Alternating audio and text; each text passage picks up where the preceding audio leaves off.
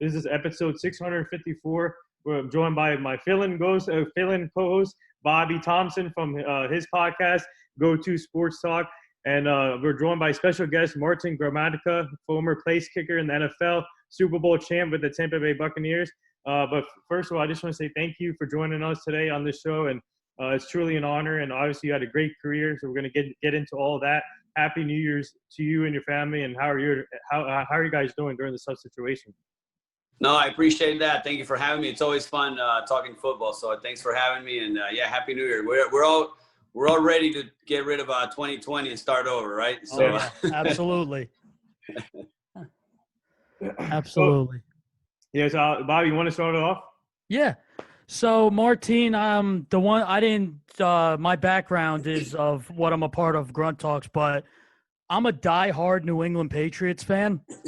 Okay. So the one question I want to ask you is, I know you were with the Patriots a short amount of time. What was it like being around Tom Brady and Bill Belichick? Well, I spent the whole offseason there, and then I had the chance to play one preseason game, and then I got injured, so I didn't stay there long. But when I left New England, I became even a bigger Tom Brady fan. I already liked the guy before going there, but once I got I can't say I got to know him, because I didn't hang out with him every day. I didn't hang out outside the facility yet. But in the facility, he's the hardest working, the most humble guy on the team. I mean, for the superstar that he is, he's very humble and down to earth, and I really appreciated that. He welcomed me right into the locker room and made me feel part of the team right away. And then Belichick, he's a perfectionist. I remember we lost a preseason game in Atlanta, and when we got back the day after, he dissected every player and every play, and I'm thinking, can you imagine, this is a preseason game, can you imagine a regular season game or a playoff game? Yeah, I mean, this guy would go crazy. So I can see why they were successful for so long, but when I left there, I became even a bigger Tom Brady fan. He's such a good, down-to-earth guy. Absolutely, yeah. And my other question to you is, were you surprised he left New England, and were you surprised where he ended up? I was not surprised that he left New England. I think after 20 years of the pressure of having to win and possibly maybe even dealing with Belichick, because in order to be successful, it has to be a grind. It's got to be hard, and you have to put all that effort into winning. So it can't be easy to spend that many years in one place. And it's kind of like, I feel like Tom Brady was not appreciated as much in New England, because you got accustomed to having him. So it was kind of like the norm. Tom Brady's our guy, and we're gonna win. So you look back and you're like, man, we built something special, and Tom Brady did some special things in New England. But I think you got so used to winning that you lost track of how valuable he was. And then when he left and he came to Tampa, I mean, we were the only bad thing is, it was COVID, and it was kind of the shutdown time. Right. So we couldn't have the proper introduction, the proper, can you imagine having a press conference here in Tampa with Tom Brady? We had media from all over the world. Oh, yeah.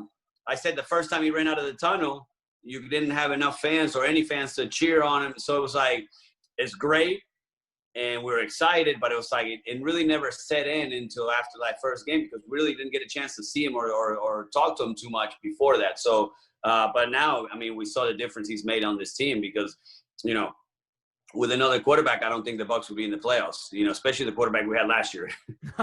I'll tell you this. I just moved to Tampa from New Jersey. I absolutely love the city. I think it's underrated. It's up and coming.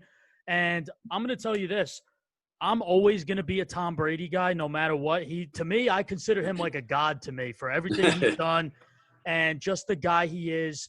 And I'm actually going to go buy a Buccaneers Tom Brady jersey within the next few days, and I'm cheering on the Bucs. Because you know what? This city does deserve another championship. It just got one with the Lightning, the football. And you want to hear something? I think that Tom Brady changed the culture here in Tampa for the football team. And listen, in the playoffs, nobody's going to want to play an angry Tom Brady. I'll be the first one to tell anybody. Nobody's going to want to go up against that team with him in the playoffs. Well, to me, that's a huge step, was getting in, because once you get in, you throw away all the stats, you throw all away everybody's record. And I know home field advantage means something. If Green Bay gets it, it's going to be hard to go to Lambeau and beat them. But having Tom Brady and his experience in the playoffs, and he's won everywhere in the playoffs, it gives you a chance. It gives you an advantage, and it gives the team and the town confidence that we have a quarterback that's done it, and has done it numerous times, and it's been very successful. So I agree with you. It's the first step was to get in. We did that.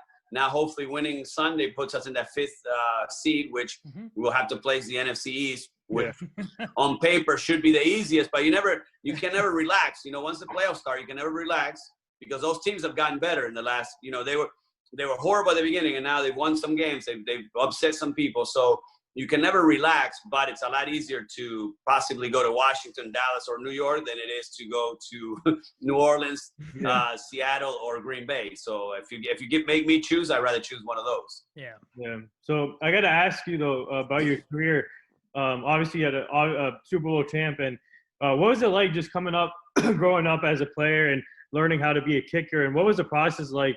Actually, you're my second kicker on the show. I had Mike Hollis on the show before.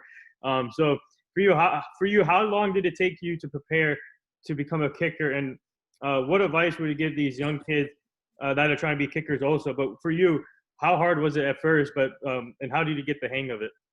Well, for me, it was difficult because I didn't expect to ever be a kicker. I didn't want to be a kicker. I was a soccer player. I love soccer. So I was asked to kick for my high school, my senior year, just to help the school out, because they didn't have a kicker. We had an old lineman that kicked with their toe. You know, back in the day, they toe poked it. So that was our kicker. So, hey, they're like, hey, you play soccer. Can you try it out? So I said, well, I'll do it for a year. I'll help the school out, and then I'll go back to playing soccer. And I still played soccer in the meantime, you know. But after the first practice, the coach said, look, you can go to the college, you can go to the pros. And it wasn't that we were that good. It was that they were used to old linemen with a toe, straight on kick. And now you have a soccer style kicker. So anything that wasn't a straight on kick would seem better.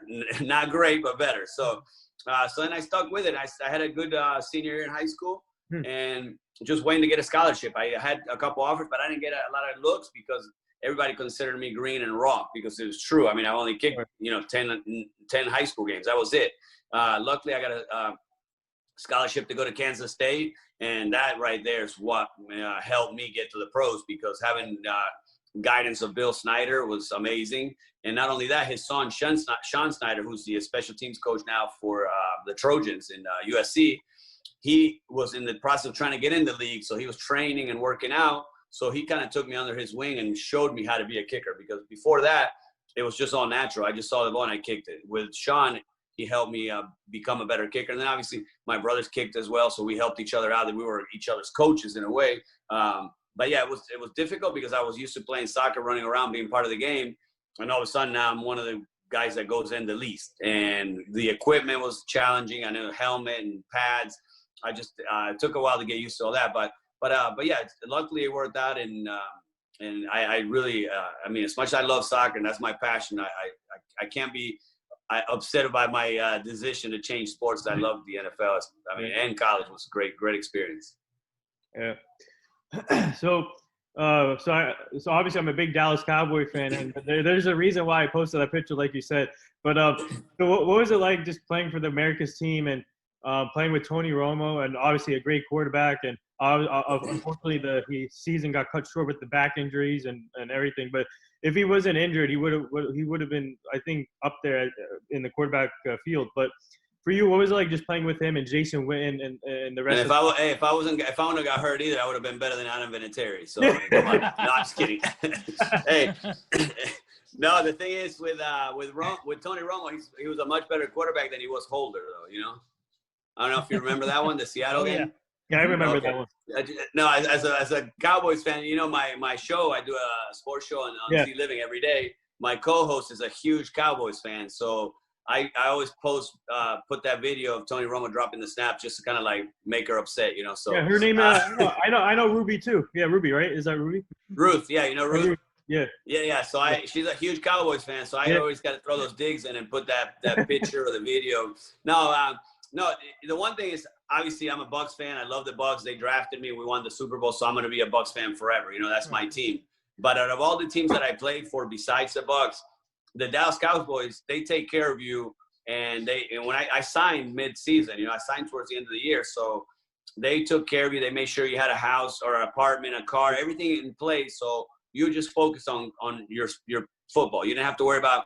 So they really do take care of their players and make sure that they put you in the best chance to succeed, at least when you come in. Then eventually you find your place, whatever. But I really loved it. Out of all the cities too that we lived, besides Tampa, I love Dallas. We really enjoyed it. It was a fun time. Unfortunately for me, Bill Parcells retired because I had signed a 2-year deal and I planned on being there for a while. And then Wade Phillip comes in, and I don't know, Wade Phillip. I don't want to speculate, but I had a feeling he may have not liked me from the beginning, even before I got there. And I'm not a big fan of Wade Phillips. He never gave me a chance, and to me, that's wrong. If you don't think I'm going to be your guy, cut me so I can go somewhere else. But when you wait till the last minute, and it just, I'm not a fan of that. So I'm not a big fan of Wade Phillips. I love Bill Parcells though, man. He was amazing. Yeah, he was awesome. He's the GOAT in my opinion. He was so well with him. You know where you stand. If he likes you, great. If he doesn't, you're gonna know, because he wants guys that that want to work, and he wants players that want to win. And I noticed a big difference with, he managed TO. How many coaches can say that? And then when Wade Phillips came in, these guys were running around doing whatever they want. Wade Phillips had no personality and basically no backbone to be a head coach. That was like the biggest mistake I think Jerry Jones could ever do, is made Wade Phillips the coach. I'm gonna agree with you on that. I'm the type of guy too. If a new coach comes in, give somebody a chance. I don't like that either. That's messed up. That's not right. And you know what? With Bill Parcells, listen, I'm a Belichick guy. Bill Parcells groomed Belichick, so I respect him and everything. But I want to ask you, what was it like playing for Mr. John Gruden? He was awesome. I mean, he came in, and the team was obviously, everybody knows, built by Tony Dungy. He's the one that brought in all the guys, and he built a core of great people, not just great football players, but great humans. So we had a really good locker room. And then you get Gruden in, and he's a super motivator. So he stepped into a great role, a great team with a phenomenal defense, ignited our offense a little bit, but also made everybody believe. Yeah. And I think that's what his biggest asset is the motivation side. He when he pumps you up, and a lot of times, guys say, well, he tells you he loves you and then he cuts you. And sometimes, you could say maybe it's not the most sincere way to do it. Right. But as far as when you're on the team and he's your coach, he's going to motivate you to be the best you can be. I always say, like, his Saturday night speeches are worthless because you're so fired up, you're ready to play, and now you got to go to bed and play the next day. So I'm like, you're getting us so pumped up and ready to go, and now we got to go to bed. So it's really difficult to fall asleep after he fires you up so much. But yeah, I enjoyed it. I mean, he gave me so much confidence when he came to Tampa. He had coached me in the Senior Bowl at the All-Star, the college All-Star. So he knew me a little bit. He told me that he wanted to draft me in Oakland, and then a few years later, I'm in Tampa. So he always would remind me of that and talk about that. And it gave me so much confidence. I mean, as soon as he got in, he's like, look, we're going to win a lot of games. You're going to be a big part of this. We're going to need your leg. So he believed in you, and it makes you work hard to make sure you don't let them down. Absolutely. My other question to you is, being a kicker, let me ask you this. When the game's on the line and the other team calls a timeout to try to ice you, does it actually ice kickers, or do kickers actually say, okay, you know what, you think you're gonna get in my head? Nope, I'm just gonna it motivates you to just, because if you kick it and they call a timeout and it's good, and then sometimes we see the next time it's wide left, wide right, or God forbid block. But do you think the term icing, that's what it does? It also depends on the kicker, depends on the time. And I think the one I don't like, and it never happened to me because I don't think they were doing it back when I kicked, but it's the one where they let you kick and then they call a timeout, because that's got to be devastating for a kicker. But now you made it, you have all the excitement of a game winner, and all of a sudden, oh man, I got to do it again. And on the other hand, is if you miss it, you're like, oh, thank God they called the timeout, I get another chance. So it could go both ways. But I don't know. It's hard to say. It all depends on it all depends on how you're feeling that day. If you're feeling confident, there's days that I felt so good and so confident that it didn't matter how far, where we were kicking, I was going to make it. It didn't matter. I felt good. And there's other times where you're not feeling good and you're not hitting the ball clean, and you feel like, man, an extra point feels far. And that's Right. the old extra point that was 20 yards, So Yeah. it just depends on how you're feeling that day. But the one time I remember it happened to me in Dallas, the first game that I came back after I signed, and we're in the Middlelands, and they called a timeout to try to ice it, and we ended up kicking the game winner anyway. So that's the only time that I can remember a team doing that to me. Oh, sorry, Nathan. Sorry. Go ahead. Oh, so I was going to ask you, in your opinion, right now in the NFL, who's the best kicker? Man, I think you have to give it to Tucker. He's doing a phenomenal job for the Ravens. I mean, he's got the highest percentage, So he seems like a really good guy too. So he's loved around the league, around the the NFL. So so I think he's the guy you gotta say he's one of the best, if not the best, right now.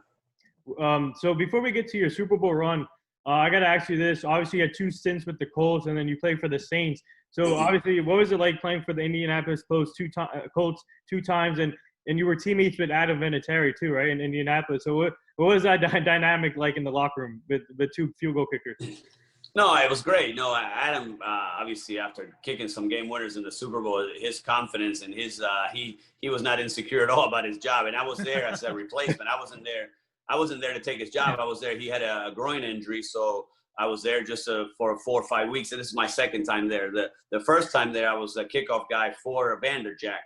And then the second time, and that was great because Tony Dungy was the coach. He knew me and brought me in and gave me a chance because when you're unemployed and you get the chance to kick 4 or 5 weeks, that kind of kickstarts your career again. You show other teams that you can do it. So I really enjoyed it.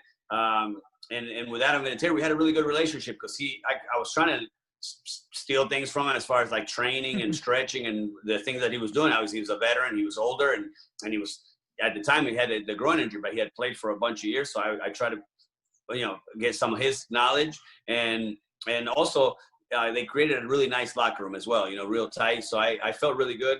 And it's funny because Dungy was the guy that cut me and signed me the most times in my career because they didn't know how serious the injury was, so they would cut me on Saturday. They would cut me on right after the game so I can bring another guy for practice. I would practice on my own, and they'd sign me back on Saturday to play the game. And we did that for like 5 weeks. It was crazy, but I stay in town and kind of hang out and say if they need me, yes. And then what killed me was the bye week. They had a bye week, so now like with a bye week, now Adam will be ready after the bye week. So if it wasn't for the bye week, I may have had another week there. But it was so much fun. And now I want to talk to you about your Super Bowl run and take me back to that day. And obviously with the Tampa Bay Buccaneers, and that was the year when you had the Tampa 2 defense, right? If I'm not mistaken. Well, that was the year where our defense was unstoppable. I mean, it was so much fun to watch. Yeah, all my years in Tampa, that defense was so fun to watch because you had the same core guys. You had Sapp, Brooks, Lynch. Those guys were, and then you fit other pieces. We had Rondé Barber, who played all these years and just up and coming at the time. He was still young, but you could see that he's going to have a great future. But we had a lot of superstars. Obviously, that's why they're Hall of Famers. There's obviously the NFL has a lot of ups and downs. But what was the message that the coach gave you guys that Super Bowl run, and what did you guys do as a team? And obviously off the field, obviously teams usually go out hang out. But what did you guys do specifically on that team that year to make win that championship? Yeah, I think that's like I was saying earlier. That was a very close-knit team, that Tony Dungy had built with a bunch of good guys, great guys. Everybody got along, and we were all on the same page. This was a team that didn't have any Super Bowl champions on it. Nobody had won a Super Bowl. I think Keenan McCardle had one, but he was in a practice squad, and I don't remember what team it was. So besides that, we were all so hungry.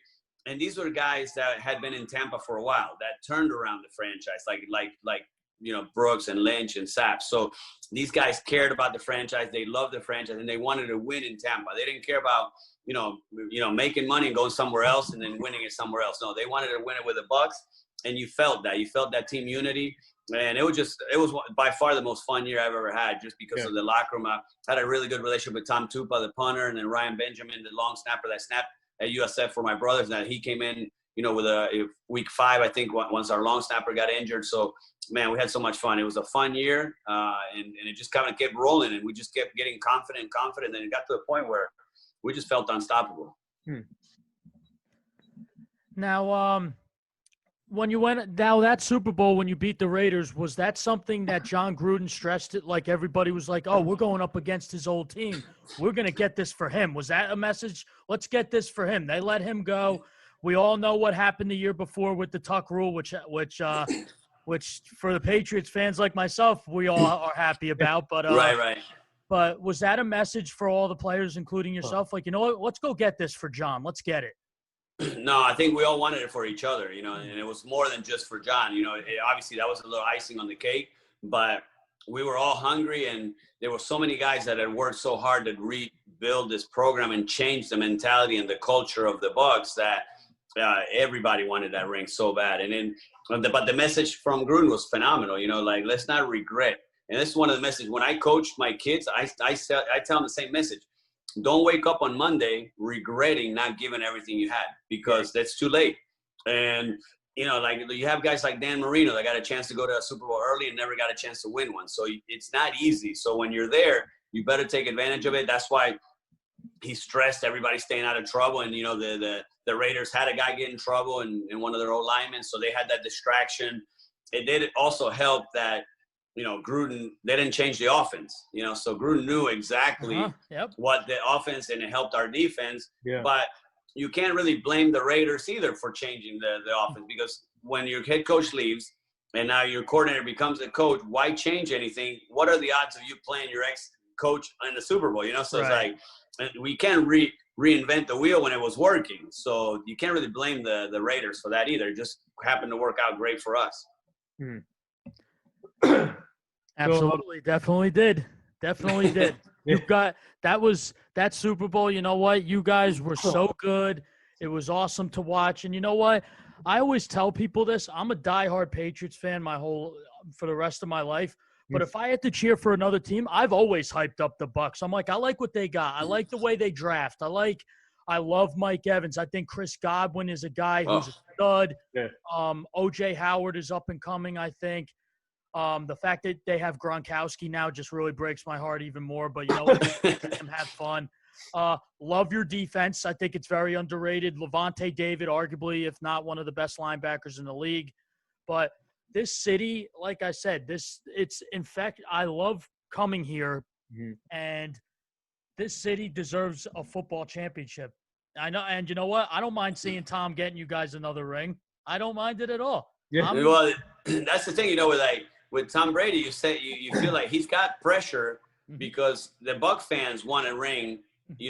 Tom Brady hasn't won a ring for the Bucs yet, so he can't use the excuse in New England where if he struggles or things don't go right, it's like, well, look, I got you 6 rings, so chill out, give me a break. Yeah. The fans here, like, they don't care what you did in New England; they want their ring now. But he's played such good football, though. Yes, we've had our bumps in the road and our ups and downs, but the sense of calmness that he brings to that huddle and that team I think it's contagious, because it doesn't matter what the score, it doesn't matter what's going on. You look in his face and there's confidence and there's never a doubt that he's going to figure it out. And sometimes it works out, sometimes not. But at least even when he's had his off games, he's not turning the ball over. And then the Bucs have been criticized for going 3 and out so much in the first half. And yes, sometimes you put yourself in a hole like we did with Atlanta, 17-0 halftime. And in the playoffs, you may not be able to climb out of those holes, but those 3 and outs didn't cost you those points. Where last year, we weren't doing 3 and outs. We were doing pick sixes. So I would much rather say, look, I got a guy that throws it away on 3rd down and not gives it away because he's trying to force it and then commits a turnover that costs you 6 points. So I'm not too worried about it. I think Tom Brady's got plenty of weapons. Once he starts, these guys start meshing, and they keep meshing. I mean, you saw the first half against Detroit. Obviously, Detroit is not a great team, but their stats alone in that half were good enough for like a full game. That's how good they were playing. So yeah, he's changed that culture around for sure. Mm-hmm. So what was your reaction? Like when he signed with Tampa, and then obviously he brought in Gronkowski. So for you, what was your reaction when that happened? The news happened, and what did you say to all the fans of Tampa, or what did you say on your podcast or to the fans in Tampa? Well, I said no. We were all excited and said thank you, Tom, because now we'll have a lot to talk about on our show. So it's a national TV show, but we talk a lot of Bucks. We're in Tampa. We're based in Tampa, so that right there, we knew it was going to be a weird offseason because there weren't a lot of sports going on. I mean, everything was shut down. But when you sign Tom Brady, he's going to give you something to talk about. So it helped us get through that slow time in the sport time. Yeah. So speaking of your podcast, I want to talk about that because I feel like you guys do a fantastic job. And Ruth, she's busy. She has a podcast with Haley too, another inspiring woman there. So when did your podcast come about, and what's it like now connecting with other podcasters like us and Global Comedians from yesterday, and seeing all these other people utilizing these platforms during these tough times and starting their own podcast? So what's it like just having your own podcast and seeing everybody have their other podcast? Well, this is actually it's not a podcast, it's a TV show. Oh, TV it's on show. it's on Z Living Network, which is a national network. You can, and then zliving.com, you can watch it through the app as well. So it's a show. I started it with a local guy, Rock Riley here, and then Ruth came in maybe like two months ago now, and it's great. It's been a lot of fun. She has a lot of knowledge of the sport. It's and I joke with her because she's a lot younger than me, so I can always make those jokes. You young people jokes. So I feel like the old guy now. I feel like the old guy, but no, it's been a lot of fun, and I love talking sports. I love sports, and I'm around it all the time. I coach soccer. I coach youth sports. So it doesn't feel like work. Like I'm going in tomorrow, and I could have said, look, it's New Year's Day. I want to take the day off, but why? I mean, if I sit at home, I'm gonna probably talk sports anyway. So might as well go do it. So so I'm having a great time doing it. And Ruth is she's come a long way. She's doing really good. So let me ask you this: with your Super Bowl ring, do you wear it a lot, or do you have it saved like behind you? You put it. Just. You know who the last person to wear my ring was? Who's that? Ruth. Really? Oh wow. Yeah, man, I lost a bet. So here's the thing, but so we do our Super Bowl our weekly picks, for the week. Mm-hmm. And week 1, the bet was if she won, she get to wear the Super Bowl ring for the show. And if I win, we'd kind of embarrass her on TV a little bit. So she won the first week, so she got to wear the ring. So then I got my revenge on the second week where, she's a huge Cowboys fan, but I made her wear a Philadelphia Eagles t-shirt for the show. So I love it. There's photos out there of her wearing a Philadelphia Eagles t-shirt. So all her friends that know how big of a Cowboys fan are, they couldn't believe that. But, I mean, she got to wear the ring, so I think it was a wash. Wow. Absolutely. My other question is, when you got to hold that Lombardi trophy, there's no other better feeling than that, is there? Man, it was I always, as a kid, dreamt of holding a World Cup trophy. That's, being a soccer player, being from Argentina. Yeah. And I said, man, once I picked up that Lombardi trophy, for me, that was my World Cup. That was like, I achieved something. This is what, once I started kicking and started playing football, that was my dream. I want to win a championship because at the end of the day, yes, it's great to play in the NFL, the everything, everything that goes through. But if you don't win, it feels like your career is empty. It's like that championship. Because if you think about it, here in Tampa, nobody talks about any other year or any other Bucks team except that Super Bowl team. Right. So that's a fraternity that nobody can take that away. We did the 10-year reunion. It's crazy to think that, next year we'd be doing our 20-year reunion. It's crazy how time flies. Yeah.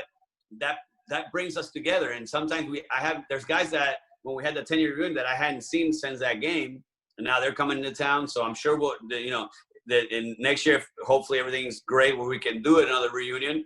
We'll see guys that we hadn't seen since the previous 10 years, so it's like, but you leave where it feels like you were there yesterday, so the conversation's the same. We're just a little bit older, the old lineman kind of threatened my life because we were supposed to run out of the tunnel. It's like, look, if you sprint, we'll kill you because we can't run as fast as we used to. The old linemen obviously are suffering, their knees hurt a little bit more than the kickers, right? So they're like, please don't sprint. Let's slowly jog in together. So, but yeah, that's the Super Bowl team's awesome because we get those reunions and that brotherhood that'll be forever. So what did you guys do to celebrate after that Super Bowl win? And Do you guys go to the clubs, or what do you guys do after the win? Man, I don't even know. I don't think nobody slept. That's for sure. We had a party back at the team hotel. Then we got back. We had the parade. We had the fans waiting for us at the stadium, which that was kind of by surprise. We didn't know that the fans were just going to pile into the stadium because we had to basically do a detour. We were going to go home, get our cars, and go rest. And they're like, no, there's hundreds of thousands of fans at the stadium. So we did a detour and we kind of showed off the trophy a little bit. So it was like 3 or 4 days of like nonstop, and then the parade where we, they did a parade here in town. It's weird because like you remember, but you don't remember at all. It just happened so quick that I wish it was back in the, like these days, the only thing I'm not a big technology guy, and I hate that guys are using their phones in the locker room. I feel like that's the sacred place that nobody should know what's going on. So I wouldn't allow phones in the locker room. But for the celebration and the parade and all that, it would have been nice to have an iPhone so you can record all that, because absolutely there's no way to remember it all, Yeah. Now, speaking of that, like the phones in the locker room, there's one player that was notorious for doing that, and that's Antonio Brown. Mm-hmm. And my question to you is, what was your reaction when the Buccaneers decided to bring in Antonio Brown? Obviously, Tom Brady really likes him, really worked with him to get his act together. But what was your reaction when the Bucs actually pulled the trigger and brought him in? Yeah, I was against it, to be honest with you. I know talent-wise, football-wise, phenomenal talent. I just couldn't trust the off-the-field issues. I couldn't trust if he was going to mesh well in the locker room. Right. And, there's something about Antonio Brown where he may be a great guy, because Tom Brady's not going to like a guy that's right. not a great guy, I'm assuming, So I'm thinking he may be a good teammate. Just because you get in trouble and you have issues doesn't mean you're a bad guy in the locker room. So he might be a good locker room guy. But I was worried about the chemistry with Mike Evans and Chris Godwin, because you have 2 elite receivers. Now, Absolutely. why do you need another one? We're not good enough. Now you got to bring another one in. So I was kind of worried. And then when he did his press conference, he was apologetic and, thankful to get his opportunity. But then you find out 2 weeks prior to that, he's destroying cameras Yep. So it's like, I don't know if he's changed. Has he changed? Just because he hasn't gotten in trouble the last 5-6 weeks. But 2 weeks prior to signing and getting his opportunity back in the NFL, he was already causing problems. So I'm not sure. As a Bucs fan, now that he's here, I wish him well, and I'm not going to say, look, I want him to drop every ball just to prove me right. I want to say, look, I was wrong. The guy cleaned his act. He took advantage of his opportunity. He's changed. I hope I can say that after the season, and we won a Super Bowl. Mm-hmm. But I'm not sure, if, I always say, if the wires get crossed and something happens, you just don't know which way he's going to react. I agree with you 100% on that one. I think Antonio Brown, such a great talent. And when he was with the Patriots last year, that I loved it. And, right. You find out what all the issues he had. But, yeah, I agree. I think the Bucs didn't need him. And I also agree with you. I didn't think it was good because Mike Evans and Chris Godwin could literally be like, what, Tom, we're not good enough for you? Right. And they are. They're better. Yeah. They're better than any receiver that Tom Brady's ever played with, minus Randy Moss. Yeah. But it's hands down. And then absolutely. You also have Scotty Miller that was developing, because if you think about it, Scotty Miller's best game was the Raiders game. Yeah. And then all of a sudden you're answering questions about Antonio Brown signing, not about how good you played. And absolutely, and then we don't see Scotty Miller much anymore, so that's where you're hurting the development of a young player. But at the end of the day, the Bucs are putting all the eggs in one basket to win now. The free agency, there's no question the Bucs were the best as far as free agency this year, bringing in all this talent. And then you draft. The draft was to win now. They didn't draft the future. No, we're winning now, and that's how they drafted. And the draft picks are, Tristan Wirfs has had a phenomenal year protecting Tom Brady. Winfield Jr., stepping in as a starter and making plays. It's crazy that he's a rookie. And now Keyshawn Vaughn got his chance a little bit last week and showed that he could be a promising back. So I think the Bucs did a phenomenal job, but they got to win now. And that's why you bring Antonio Brown, because he gives you a chance to win now. Speaking of Scotty Miller, he reminds me of like a Wes Walker type of guy. and Julian Edelman type of guy, yep. Right. So, speaking of hurting Joel, I obviously with Antonio Brown blocks that development. Like, but I think hopefully by next year, obviously Antonio Brown is not a long-term solution. So hopefully by next year, Scotty Miller can build that value up again with Tom Brady, because I really believe in Scotty Miller's talent. I think it's there. And the games he played in, it showed it, because this guy, Tom Brady loves those the slot receivers. So right, and Scotty Miller is great at stretching the field too. Yeah. He's got that chemistry with Tom Brady to go deep. I think Scotty Miller though still needs to improve, because anytime he's defended closely, he doesn't come up with a catch. Where an NFL receiver, even if you guard him, he still comes up with catches. I think that's where he still needs to develop that, where he can make that tough reception with a defender on him. Where he does a great job beating people with speed and then making that reception with a deep throw. I think he needs to work on that.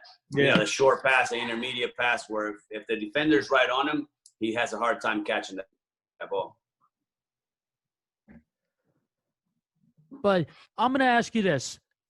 How do you feel Bruce Arians has been as the head coach of the Buccaneers, coming out of retirement and coming to this team last year? You know, had to deal with Jameis, did the best he could because he's known as a quarterback guru, did the best he could. Jameis did throw 30 touchdown passes. He also threw 30 interceptions too. Right. But how do you feel Bruce Arians has been as the head coach of the Buccaneers these past 2 seasons? No, I love Bruce Arians. I love the fact that he's a straight shooter. And, you know, as soon as he came into town, he said, look, Gerald McCoy is not the player he used to be. And then Gerald McCoy got sensitive, got upset, and they went back and forth. And obviously Gerald McCoy ended up leaving, or they didn't sign him, because he's going to tell you what he feels. He doesn't sugarcoat it. He doesn't think about what could happen. And I think the only guy that he's sugarcoated it for was Jameis, because when you have a quarterback that throws so many interceptions, now if you get on him and you yell at him every time, or he gets on him every time he throws a pick, then you can mentally, you know, destroy the guy. So he had to kind of, you know, tread lightly with Jameis. But we saw him go after Tom Brady when he didn't play well. And I think that's basically sending a message to the team. Look, I'm going to criticize Tom Brady, so anybody else is fair game, you know. So now it's going to make everybody play a little harder. So I'm thinking he's doing a phenomenal job. And he's also changed the culture, because last year, before we got Tom Brady, he wanted to win every preseason game. And how many coaches put emphasis on winning in preseason? Not too many, but he's like, these guys need to learn how to win. And that's part of coaching too. You know, that's where, oh, did I lose you guys? Yeah, no, there you go. Okay. Yeah, so that's where, you know, he's changing the culture on teaching these guys how to win. And I think he played a big role in that, changing it, and obviously bringing Tom Brady. And I don't think Tom Brady would have gone to a team where he didn't get along with the GM, because he already knew Jason Light, and then respect the coach. Yeah. You know, and obviously having the talent around that didn't hurt either. So there are a couple more things for me before we let you go. But the first one here, obviously Dallas, we have a big game coming up this weekend against the Giants, and obviously there's a lot of things have to happen. So Philly needs to beat Washington in order for Dallas to win the NFC East. So do you think everything will work out well at the end of the day for Dallas? Do you think Dallas will win the NFC East this weekend? Well, I think the key to Dallas's success is Alex Smith. Right. If Alex Smith is healthy and he plays, now Washington has a better chance of beating Philadelphia, and then they're in. If Alex Smith is out, then I can see Philadelphia winning that game, and now it'll come down to Dallas, the Giants. The thing is, the game is at the Meadowlands, and I feel like the Cowboys are a better team than the Giants, but traveling up there to play. And when you talk about rivalry and the amount of pressure this game is going to have, because it's going to determine whether you make the playoffs or you have a horrible year. Because if you make the playoffs, nobody's going to remember that you were 6-10, or they're going to like, you made the playoffs. So once you make the playoffs, that could make them think differently in the off season. You know, McCarthy could feel a little bit better, you know, and relax a little bit, because right now they're talking about him being on the hot seat. So if you miss the playoffs, then you're definitely on the hot seat. Now, if you make the playoffs, you could kind of relax a little bit. So I think it's going to be tough because you're going to the Meadowlands. But the key to me is, like, if Alex Smith is healthy, I think Washington wins that game. Yeah, like, because I have friends that are Eagle fans, and they keep telling me, watch out for the Eagles purposely lose so they don't want the Dallas Cowboys to be in the playoffs. So I don't really see that happening. Like I see the Eagles competing, but do you believe in that theory where the Eagles will purposely lose for us to ruin our season? Well, no, I don't believe that. But, in soccer, they do it where when there's a game where two games dictate a champion or, need a result, they play them at the same time. And I feel like the NFL should have done that because right now, let's say the Giants and Cowboys game really doesn't matter unless Washington loses. And now you got to wait till the Washington game, which is the Sunday night game, to see if you go to the playoffs after you win. So they should have probably played those teams. And I don't think you purposely lose, but I think you mentally approach that game a little differently, I think, because I feel like if Philadelphia knows the result, well, they'll know the result of that game. These players may relax or push harder. You know what I mean? So that's where I don't think you purposely lose. Nobody purposely loses, but you tend to maybe focus differently knowing the result to the prior game. Mm-hmm. Absolutely. So one of my last questions for you is, what was one of the most hardest kicks you've ever had to make? The hardest one. Hardest one. Oh, well, I mean, actually, I guess you could. I don't know if you could say hardest, but memorable. It was the Dallas game. I had been out of football for a year and a half with an injury, and the Dallas Cowboys signed me, and I didn't even expect to be signed because they had Vanderjack, who they made the highest paid kicker in the league. Yep. So I'm thinking, like, I'm going to this workout, and I didn't even want to go to the workout. When they called me, it happened to be Thanksgiving time, my birthday time. I had a newborn. I'm like, why waste my time going to a workout that I'm not going to get signed? Long story short, I get signed. My wife's driving to Dallas the next day with my brother and my son. And then 3 days later, we kick a game winner in the Meadowlands. And to be honest with you, I had no idea the rivalry. I had no idea so that kick put us in first place of the division at the time. Mm-hmm. I had no idea because I had just gotten there. And I played for the Bucs, so I knew our rivalries, but I really didn't know. I knew Dallas was America's team, but I didn't know the hatred for the Philadelphia Eagles and the Giants, any of that. So I just approached it like a normal kick, and thank God it went in. I remember that game too. That was awesome, and obviously we beat the Eagles. I hate the Eagles for a passion, by the way. So I keep trolling them with the Meek Mill song, "Dreams and Nightmares." I troll them with that, But the last three things for me before we let you go, the first one, I wanted to get your reaction. Obviously, women in sports is big now, and I'm a big advocate for this. So what was your reaction when you saw the Vanderbilt football team giving first female kicker, Sarah Fuller, first female in Power 5 conference to kick a field goal and then kick a kickoff? So what was that? What was it like seeing that? Just seeing the women getting their chance to play football. Well, as a father of a 8-year-old daughter that loves to kick footballs and soccer balls, I love it. I mean, I love for a female to eventually be the actual kicker and be that, because she was kind of in a replacement mode and helping out because of the COVID. But it's amazing to see. Now you saw the NBA have Hammond, the coach the game. The Buccaneers have 2 females in the staff, one defensive line coach and then a strength coach. So you're seeing more of that, and as a matter of fact, we were talking about that today on our show, how great it is because these women are qualified. They're not getting the jobs to say, "Oh, this is great marketing. Let's do it. Let's use a female." No, they know the game, they study the game, and they've earned the right to coach these teams and be part of these organizations. So it's great to see. And for me, like I said, especially being a father of a young little girl that loves sports, and I mean, she kicks field goals in the backyard better than her brothers. So, yeah. So, I don't know if you saw that. I put it on social media that she out-juggled her brothers, So, so the last few things here. This is the one question that we always bring up is about in shows about Kobe Bryant, his daughter Gianna, and mama mentality. And obviously, you have a daughter, you're a girl dad. So, do you remember where you were at that day, and what did they mean to you? Man, it was, yeah, we were home and the phone started, nowadays you hear through the phone, like the apps or the social media. And at first you don't believe it. You think it's fake news. Somebody's just putting that out there. And it's so sad because this is a guy that was doing so much after he retired. He wasn't a guy that had a phenomenal career, made all this money, and then disappeared and never helped anybody. He built that Mamba mentality, that training center for the kids to get better. He spent so much time with his daughter, which is great to see. As a dad, I love when you see dads giving back and spending time.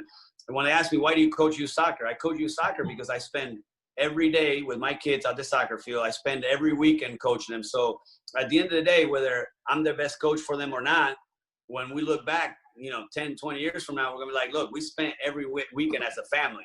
Yeah. And that's what Kobe Bryant was doing with his daughter and his family.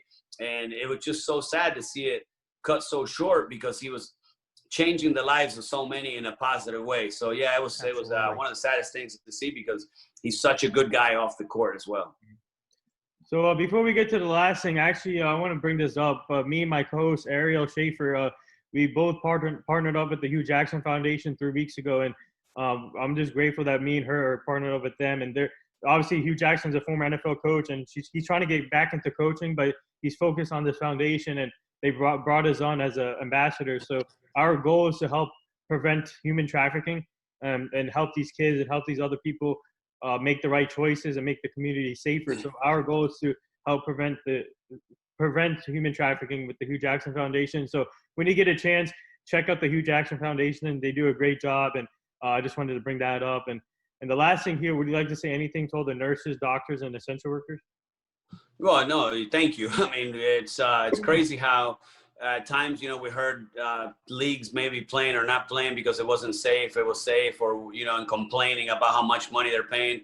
And these essential workers, they never complained. They put their mask on, they put their gloves in, they went to work, and they saved so many lives. So, I mean, all we can say is thank you. And we appreciate everything they do because they put themselves there in harm's way, not knowing how it's going to affect them. And because of them, it's why so many lives were saved. Yeah, well said. And do you have anything else to add, Bobby? Or yes, Martin, Gramatica, thank you so much. I also have a podcast as well. It's called G&T Sports Talk, presented by Grunt Talks. Down the road, I would love to, if me and my co-host, who's not with me right now, he's away for New Year's, if him and I would be able to interview you for our show, we would really love to, if you would be okay with that. Absolutely, man. I had a great time. And like I said, I love talking sports, and it's nice that, this the podcast way gives pretty much people, the opportunity to talk sports, have a good time. And I loved it. So yeah, anytime, not a problem. Thank you so much. I appreciate that. We'll be in touch. Thank you so much. No problem at all, man. So there it is. That wraps up episode 654. The last episode of the new year. 2020. Looking forward to the new year. But I just want to say thank you, Martin Gramatica, for joining us today. Obviously, Super Bowl champ, former Dallas Cowboys, Tampa Bay Buccaneers, and had a great career. Thank you again, and Happy New Year to you and your family. And keep inspiring these kids, and hopefully you can meet my co-hosts eventually and come back on the show. But just keep rocking with your show with Ruth. I love that show. You guys are doing a great job, but thank you again, and stay safe. Awesome, man. Thank you guys so much for having me. Happy New Year, and be safe. Yep. Thank you so much. Thank you, Nick. Take care, guys.